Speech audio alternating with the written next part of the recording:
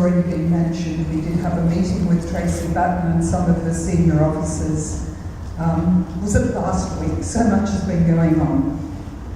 I want to pick up on two things. One is that there's a lot of dismay immediately around me here from people, not only ones I know, but other people, at the way questions seem to have been collated and lost some of the detailed points that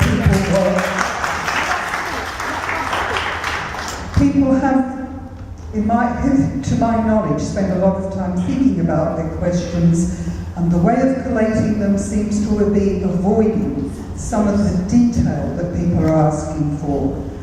The second point I would like to make actually refers to the point that Richard Sykes just commented on about the money that will be gained from sales. And the first thing to say there is that there is a lot of concern amongst people that if the sales go through, you are underpricing the value of the land. There are also questions, given that you yourself just said that St Mary's was the most valuable site, about why it is that you're not selling off a larger proportion of St Mary's and maintaining Charing Cross Hospital. Yes. But the final point is quite an important one. It's very interesting that you mention PFIs, because your own papers say that you will need to borrow an additional £408 million. How are you going to service that debt? Thank you, Merril. So I'm going to hand that question to our Chief Financial Officer to give some feedback on that. Merril, I think we have had a huge amount of detailed questions ranging from the very, very, very detailed down and including some very broad themes. What we're trying to do is to pull out as many of those themes, answer as much detail as we can, and to get through as many topics. But we'll kind of get into the level of detail that we can. Bill.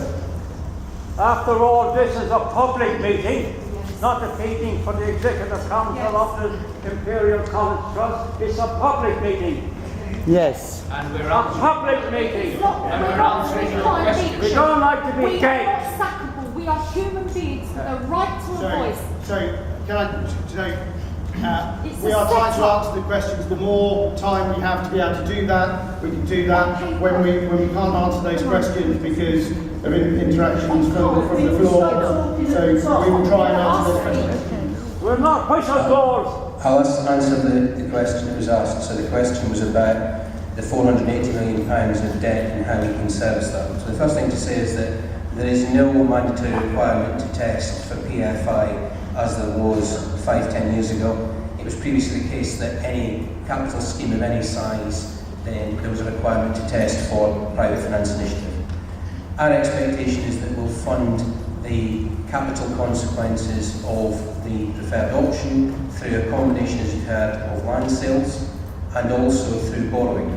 We'll be required to borrow. We'll borrow from the Independent Trust Financing Facility. That's the way that all trusts and NHS Foundation Trust borrow. And we would expect to borrow based on the prevalent public loans fund rate at that time, and that tends to be around 4.5–4.6%. That represents much better value than a PFI scheme, and it is something that we've factored into the ongoing revenue consequences of the preferred option in the work that we've done to develop the outline business case. So it is affordable. The debt is something that we can service. It is a significant increase in terms of the asset base that the organisation will have, but it does represent significantly better value than the options, private finance initiative being the one that would be the least preferred option for us going forward. As I said, I want to stress this, there is no mandatory requirement for us to test PFI, and we do not intend to do so.